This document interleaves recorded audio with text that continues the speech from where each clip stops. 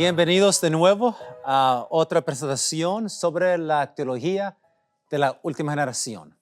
Esperamos que están siendo bendecidos por las presentaciones y que esta no sea una excepción.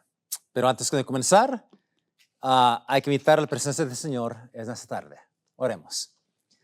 Señor, te damos gracias porque nuevamente nos das el privilegio de poder estudiar tu santa palabra. Y pido, Señor, que al abrir tu palabra, que nos ayudes a entender y aplicar las verdades que estamos estudiando.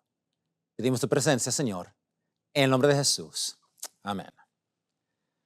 Cuando se habla de la última generación, esta generación que va a ser la última de este mundo, que va a estar vivos cuando Cristo venga, esa generación que la Biblia identifica como los 144,000, hay mucho que se tiene que decir de ese grupo. Pero ¿qué es lo que sabemos de este grupo? ¿Qué sabemos de ese grupo? Hay muchas ideas, muchas especulaciones. Pero hay cosas que sí sabemos muy claras.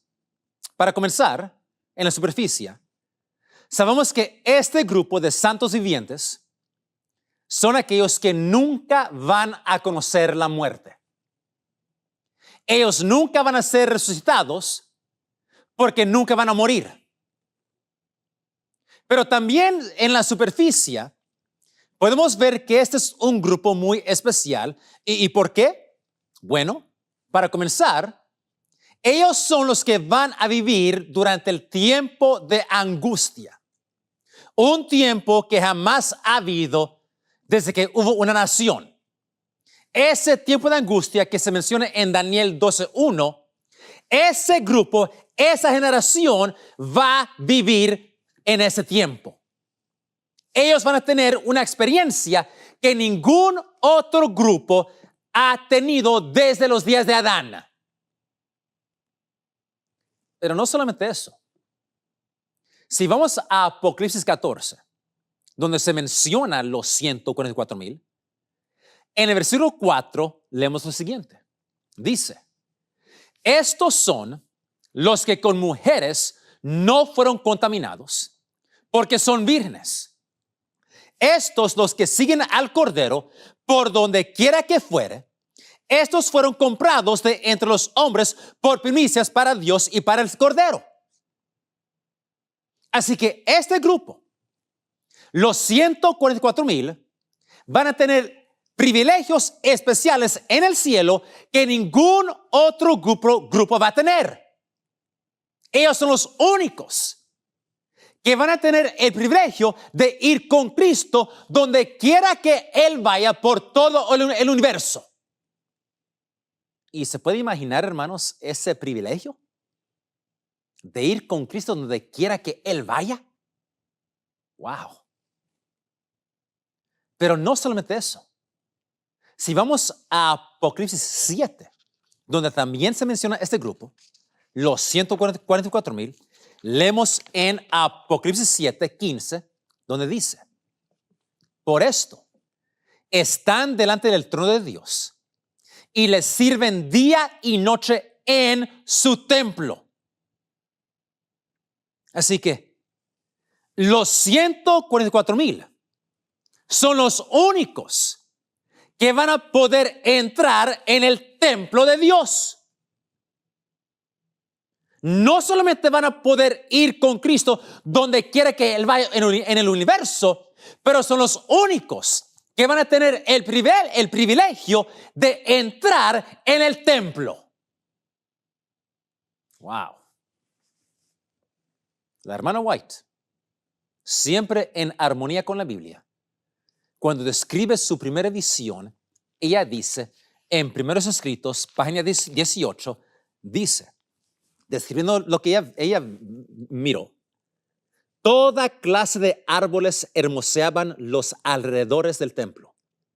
El boj, el pino, el abeto, el olivo, el mirto, el granado y la higuera doblegada bajo el peso de sus maduros higos, todos embellecían aquel paraje.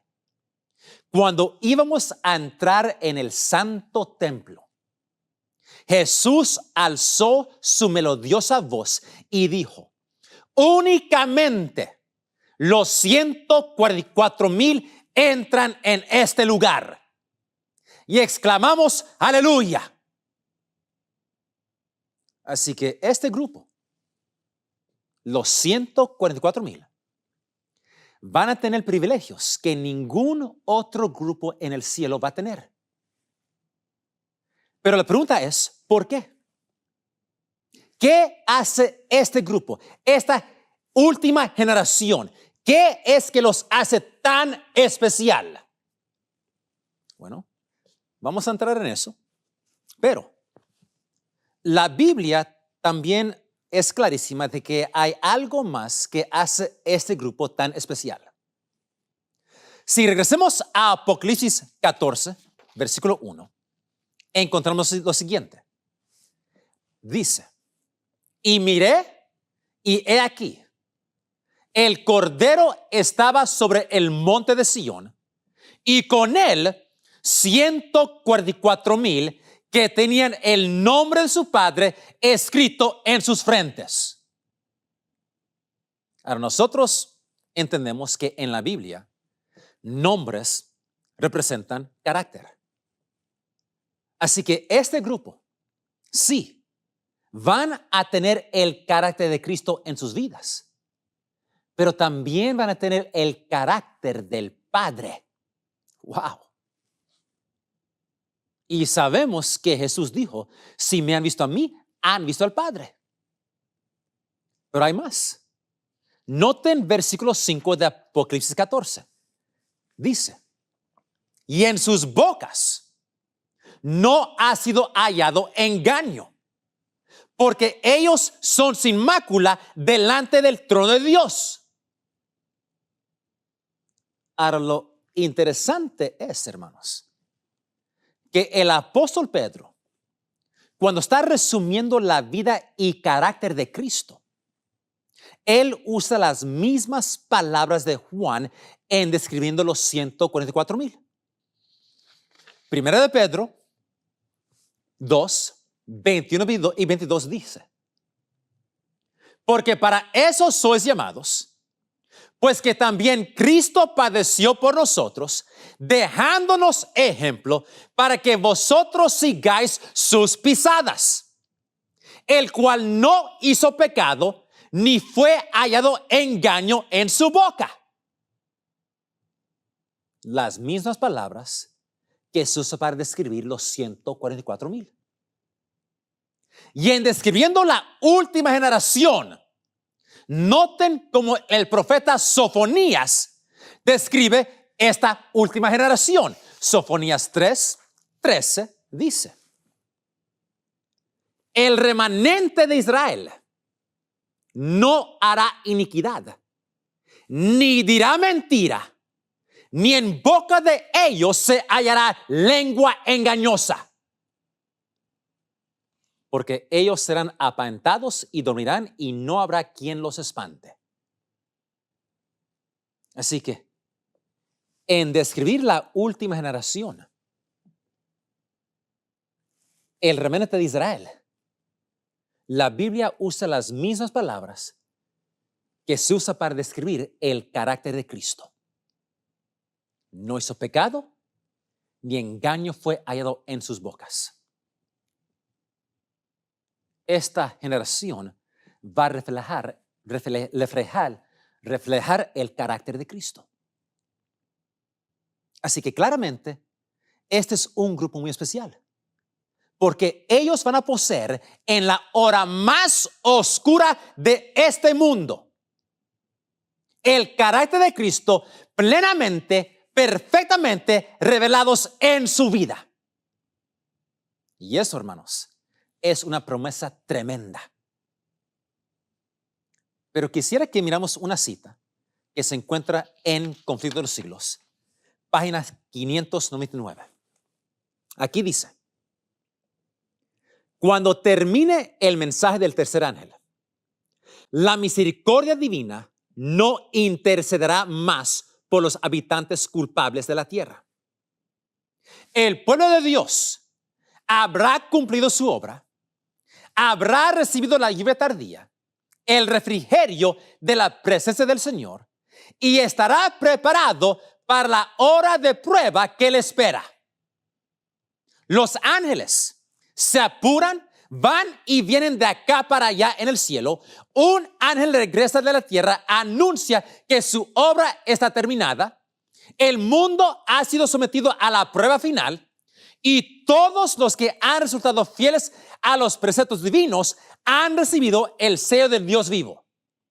Entonces, Jesús dejará de interceder en el santuario celestial, levantará sus manos y con gran voz dirá: hecho es.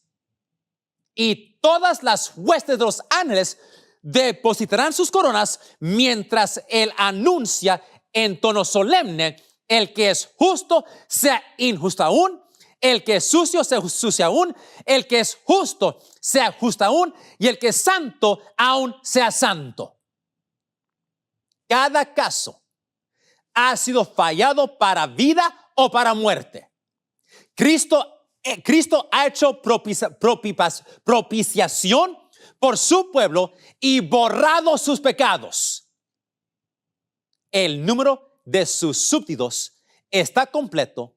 El reino y el señorío y la majestad de los reinos de todo el cielo van a ser dados a los herederos de la salvación, y Jesús va a reinar como Rey de Reyes y Señor de Señores. Amén. Pero aquí encontramos varias razones por la cual este grupo final es único y especial y diferente de cualquier otra generación.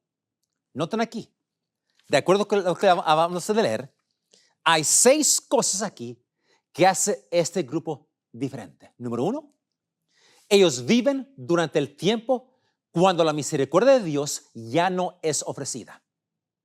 Número 2, han recibido la lluvia tardía.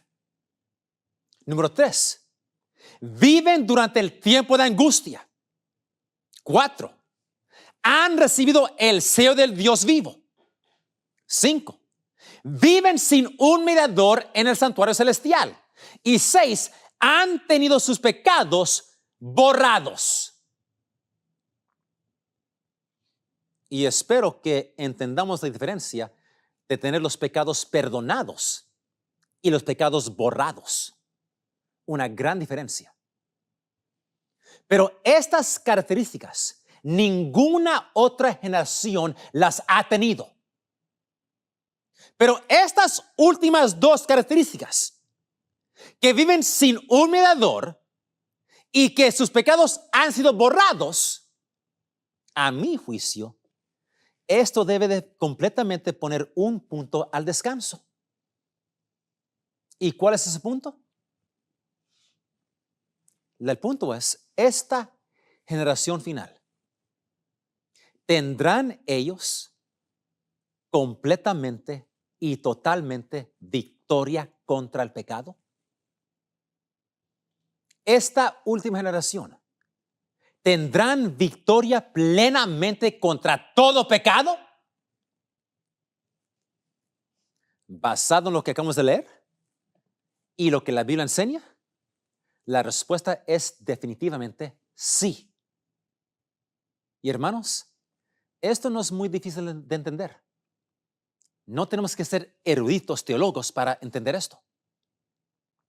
Cuando Cristo sale del santuario y su obra como nuestro sumo sacerdote termina, Él ya no va a interceder entre Dios y el hombre y la gracia termina. El tiempo de gracia cierra. Y el pronunciamiento es hecho: el que es sucio sea sucio todavía, y el que es santo sea santo todavía. Ahora, no sabemos exactamente cuánto tiempo hay entre el cierre de la gracia y la segunda venida de Cristo. Hay algunos que creen que va a ser 1 año, pero sabemos que va a ser más de 1 o 2 días. Pero el punto es, el tiempo que sea, una semana, un mes, un año. El punto es, si uno del pueblo de Dios peca durante ese tiempo, cuando ya no hay gracia, cuando ya no hay sumo sacerdote en el santuario celestial, si uno peca durante ese tiempo y todavía es salvado, entonces eso quiere decir que van a haber gente que van a ir al cielo con pecados no confesados y no perdonados. Porque cuando Cristo termina su obra en el santuario celestial, el perdón ya no es posible, la salvación ya no es posible. Pero si nosotros creemos que no podemos vencer el pecado y todavía vamos a ser salvos y que vamos a seguir pecando hasta que el día que Cristo venga, como muchos enseñan, y ser salvos, entonces eso quiere decir que muchos se van a salvar con pecados no confesados y pecados no perdonados. Y hermanos, eso destruye todo lo que Cristo hizo por nosotros en el Calvario. Para creer eso, o decir lo que se llama la teología de la última generación, que es el verdadero adventismo, eso es cambiar el corazón de la iglesia adventista. No estamos aquí hablando de asuntos teológicos menores. Porque si uno puede ir al cielo con pecados no perdonados, entonces ¿por qué todos no podemos ir al cielo con pecados no perdonados? Pero noten otra cita aquí, mientras nos profundizamos más en esto.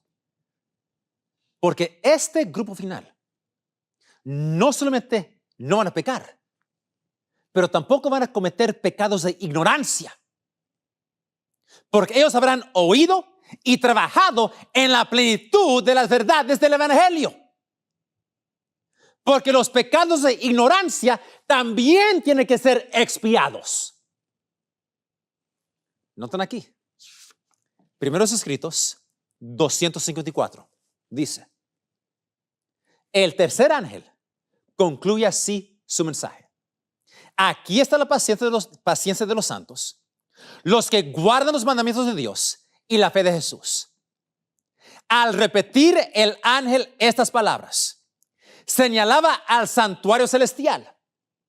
La atención de cuantos aceptan este mensaje se dirige hacia el lugar santísimo, donde Jesús está de pie delante del arca, realizando su intercesión final por todos aquellos para quienes hay todavía misericordia y por los que hayan violado ignorantemente la ley de Dios.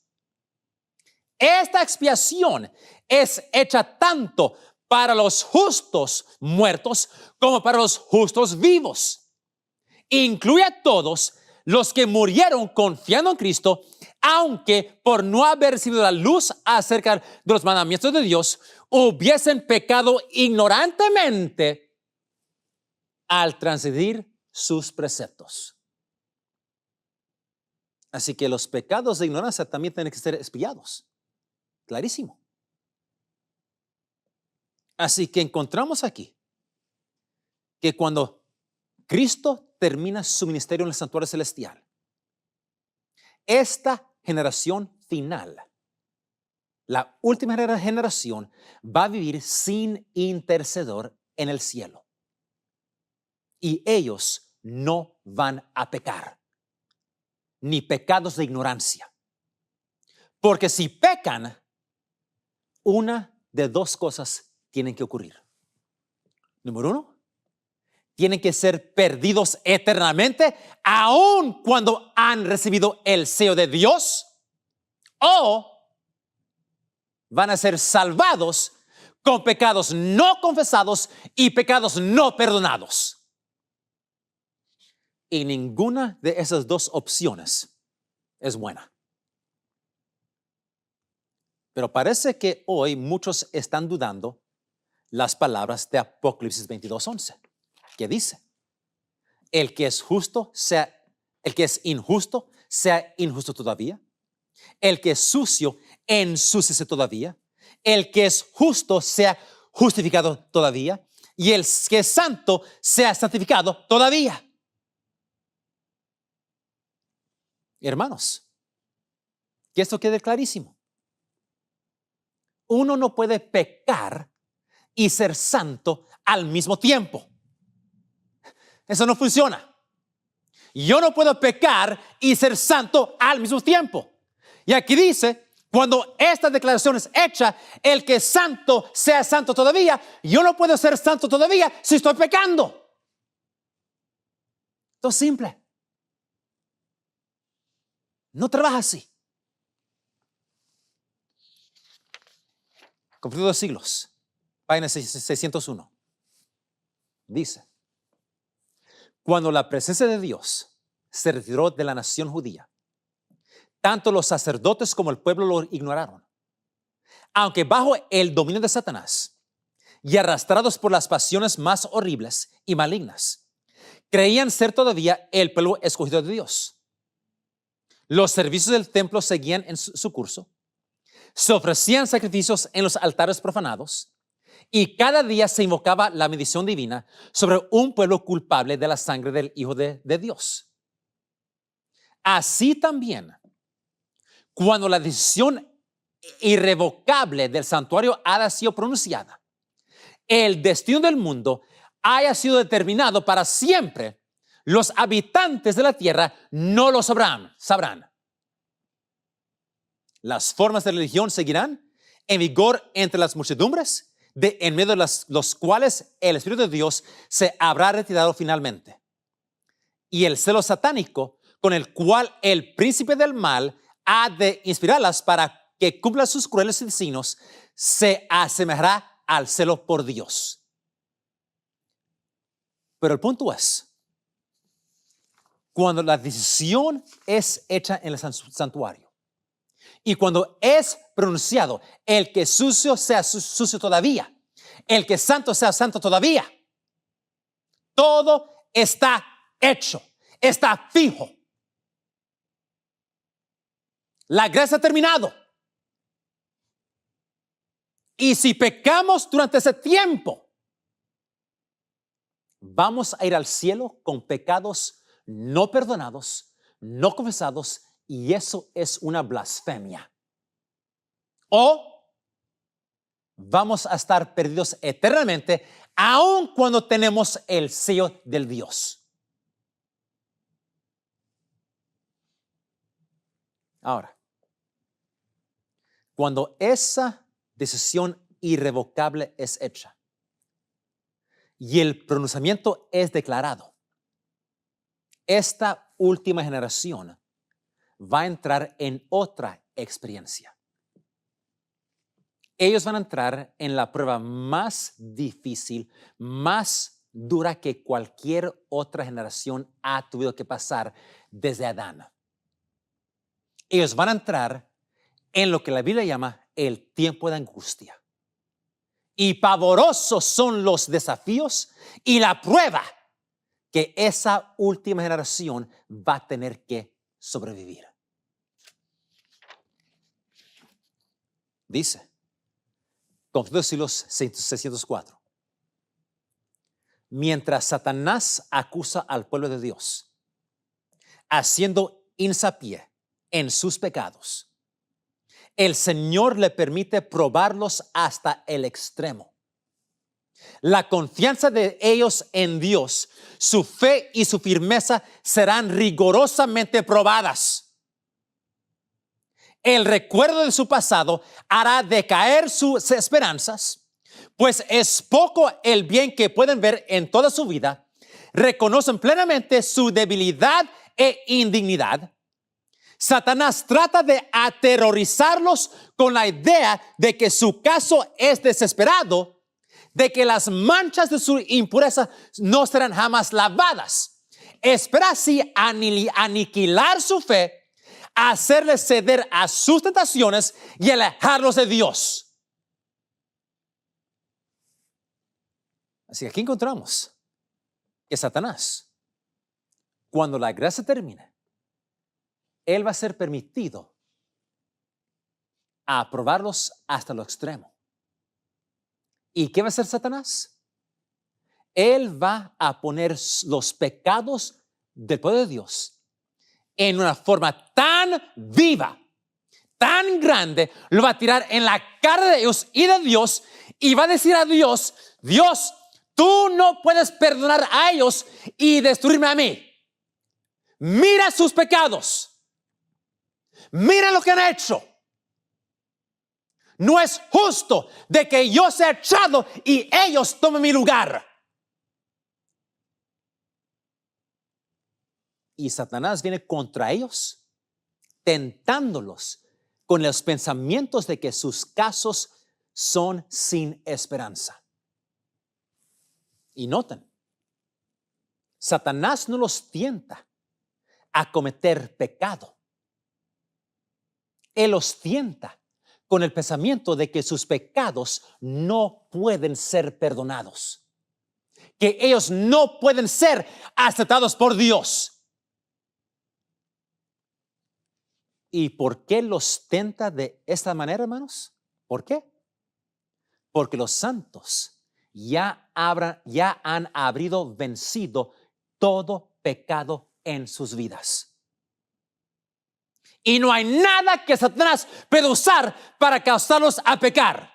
Y por eso, él tiene que atacar de otro ángulo. Tratar de que ellos, que su fe sea aniquilada. Destruir su confianza en Dios con los pensamientos de que no pueden ser aceptados.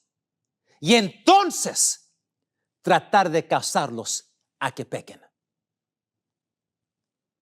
Pero esta generación se va a aferrar a Dios, confiar en las promesas, que aunque están rodeados por enemigos,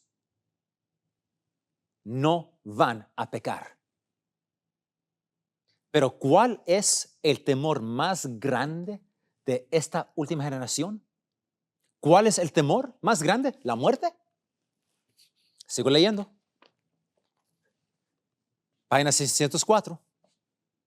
Aun cuando los hijos de Dios se ven rodeados de enemigos que tratan de destruirlos, la angustia que sufren no procede del temor de ser perseguidos a causa de la verdad. Lo que temen es no haberse arrepentido de cada pecado y que debido a alguna falta por ellos cometida, no pueden ver realizada en ellos la promesa del Salvador. ¿Cuál es su temor más grande? El temor que ellos tienen no es la muerte, es: Señor, hay algo en mí que todavía te ofende. Hay algo en mí que va a deshonrar a tu santo nombre. Eso es lo que les preocupa. Señor, por favor, no dejes que yo te deshonre. No permitas que yo te dé un mal nombre. Pero esta generación no va a deshonrar a Dios. ¿Por qué? Porque como los 3 hebreos van a estar tan entregados a la verdad, tan enamorados de Dios, que ellos van a preferir la muerte en vez de pecar contra Dios. Y como Jesús en la cruz, Él no pudo ver a su Padre, no pudo escuchar a su Padre, no pudo sentir a su Padre. Este grupo, los 144,000, también van a sentirse completamente abandonados por Dios. Y como Jesús, que lo único que Jesús pudo hacer es mirar a la experiencia que Él tuvo con su Padre. Y basado en esa relación que Él tuvo, Cristo en la cruz pudo decir, Padre, aunque no te veo, aunque no te escucho, aunque no te siento, basado en mi experiencia contigo, yo sé que te puedo confiar. Y los 144,000 van a mirar a su arrepentimiento del pasado. Y aunque están en la hora más oscura de este mundo, y cuando toda la tierra y el infierno está contra ellos, ellos no van a pecar. Van a estar tan entregados en la verdad, tan enamorados de Dios, que aunque no pueden ver a Dios, aunque no lo miran, no lo escuchan, se sienten completamente abandonados. Pero basado en su experiencia con Dios, también como Cristo, dicen, Señor, no te veo, no te escucho, no te siento, pero basado en mi experiencia contigo, Señor, yo sé que te puedo confiar. Y por eso no voy a deshonrar a tu nombre.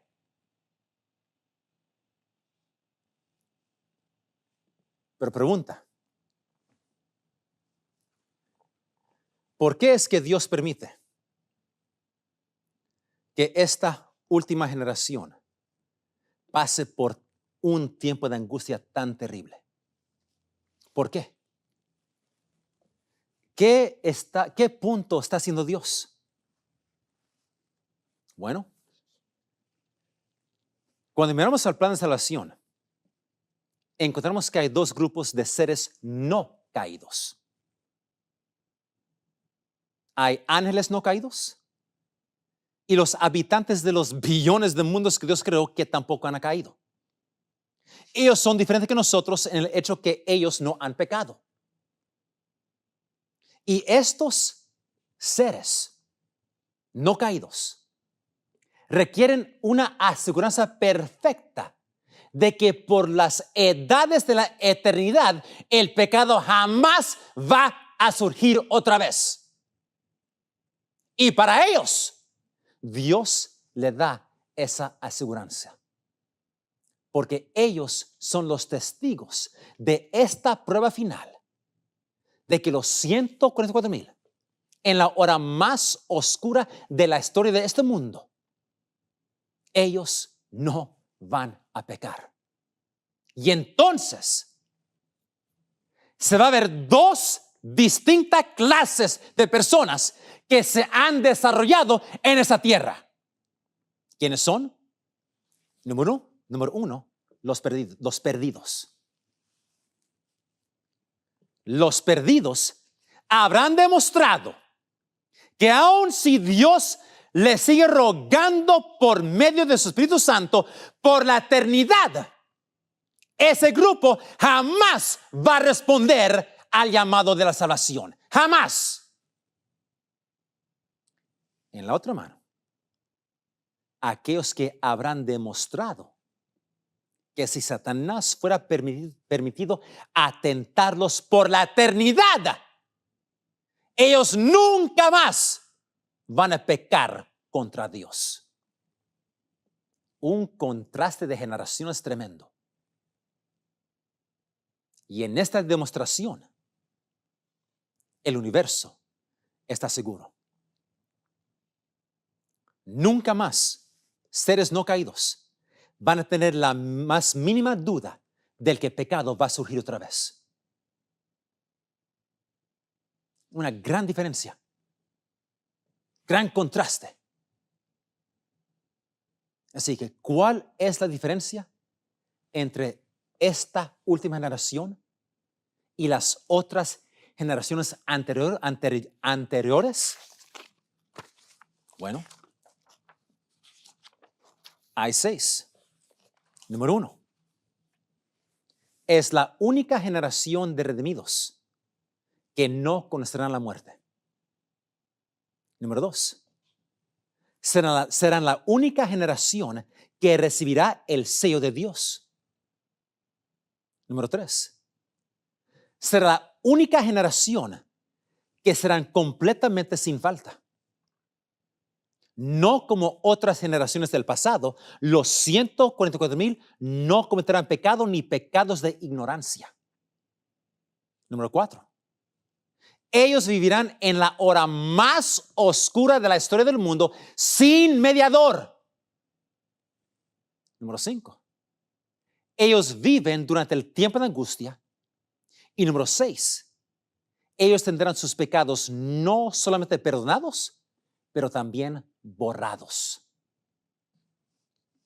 Y por eso, la hermana White dice, ninguno sino los 144,000 pueden aprender el cántico, pues es el cántico de su experiencia. Una experiencia que ninguna otra compañía ha conocido jamás. Pero hay que hacer otra pregunta. Sabemos que Cristo, en su vida y muerte, vindicó el carácter de Dios. Jesús contestó los cargos, las acusaciones de Satanás. Pero cuando Jesús murió, la gran controversia no concluyó, no terminó. Aun cuando Jesús probó que la ley es justa y Dios justo, la gran controversia no terminó. Porque si hubiera terminado, ¿por qué Dios permitió más de 2,000 años de sufrimiento en este mundo? ¿Por qué? Leo. Textos Adolescentes, página 771. Y aquí habla después de la cruz. Dice, sin embargo, Satanás no fue destruido entonces. ¿Por qué? Entonces la cruz. Los ángeles no comprendieron ni aún entonces todo lo que entrañaba la gran controversia.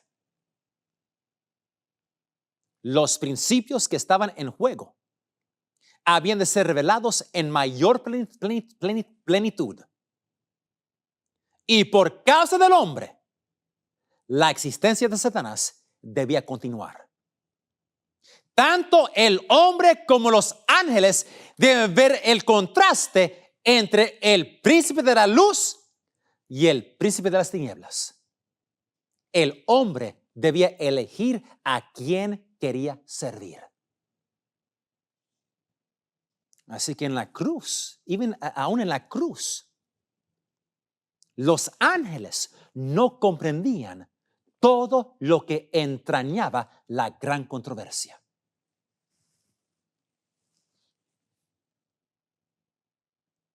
Pero ¿qué más tenía que ser revelado? ¿Qué más? En palabras simples, Dios mirando hacia el futuro, en el juicio. Todos seres creados, caídos y no caídos, van a mirar por última vez cómo Dios vindicó su carácter y contestó las acusaciones de Satanás. Pero Dios sabía que Satanás iba a ser el cargo, la acusación de que en realidad Jesús no probó nada, porque Jesús hizo lo que Dios pudo hacer bajo condiciones humanas, no lo que un ser creado puede hacer. Y Dios sabía que tal pregunta iba a salir. Y Él tuvo que probar que hombres, seres humanos simples, pueden, bajo el poder del Santo Espíritu como Cristo lo tuvo, pueden vivir sin pecar. Porque esta es la pregunta. La pregunta. ¿El pecado se puede vencer? Escuchen. En otras palabras, el ministerio de Cristo en el santuario, no solo para perdonar, pero para dar poder. Esa obra trabaja, funciona, es eficaz.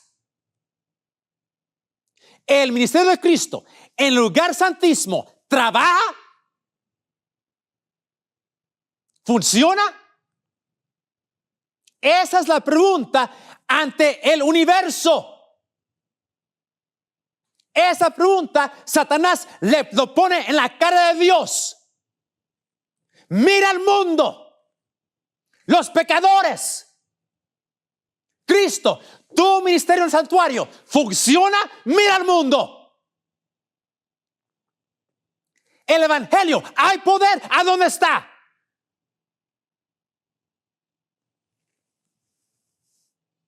Siglo tras siglo, parece que la obra de Cristo en el santuario no tiene poder. No es suficiente. Pero lo es. Hermanos, hoy tenemos el privilegio de entrar en el santuario por medio de la sangre de Jesús. Y cuando nosotros verdaderamente entramos en el santuario por fe en la sangre de Cristo, vamos a estar en comunión con nuestro sumo sacerdote. Y ahí vamos a tener el deseo sincero de condenar el pecado en nuestra carne. Y vamos a desarrollar un odio para el pecado. Porque clamar el nombre de Cristo y no su poder de vencer, eso es un evangelio falso. Creer en la gracia que perdona, pero no en la gracia que da poder para vencer, es un evangelio falso. Y a Satanás no le importa. No le importa a Satanás si solo enfocamos en el perdón de Dios, pero ignoramos el poder de Dios. Y por eso hoy solo escuchamos de la cruz. Y la cruz es gloriosa, hermanos. Pero casi nunca escuchamos de la obra de Cristo en el santuario celestial. Casi nunca. Y eso es una estrategia satánica. Pero gloria a Dios, hermanos, sí podemos vencer. ¿Y cómo sabemos? Porque Cristo venció. Y Él probó a Satanás un mentiroso. Y por esa razón, Cristo tuvo que ser hecho como nosotros en cada aspecto, tentado en cada manera que somos tentados y no pecó. Y vindicó el carácter de Dios. Pero esta generación van a ser testigos de que seres humanos en la hora más oscura de la historia de este mundo pueden resistir y vencer al pecado como Cristo lo venció. Pero la vida de Cristo es una fase de la vindicación. Porque la pregunta es, la gracia de Dios en dar poder, ¿se puede vencer? Y en la vida de esa nación que vence el pecado, va a dar evidencia del poder y la gloria de Dios. Y jamás se va a preocupar si el hombre que una vez fue rebelde, si otra vez se va a rebelar contra Dios. Jamás.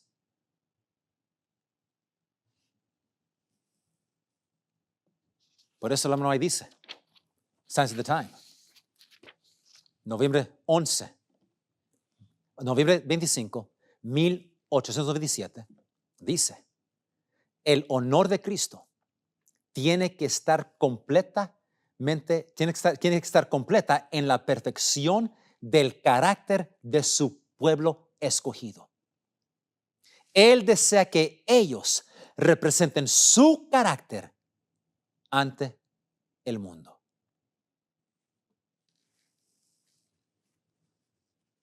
Así que, hermanos, gloria a Dios.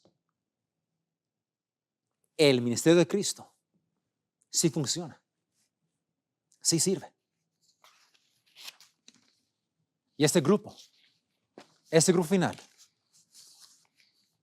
será una generación especial.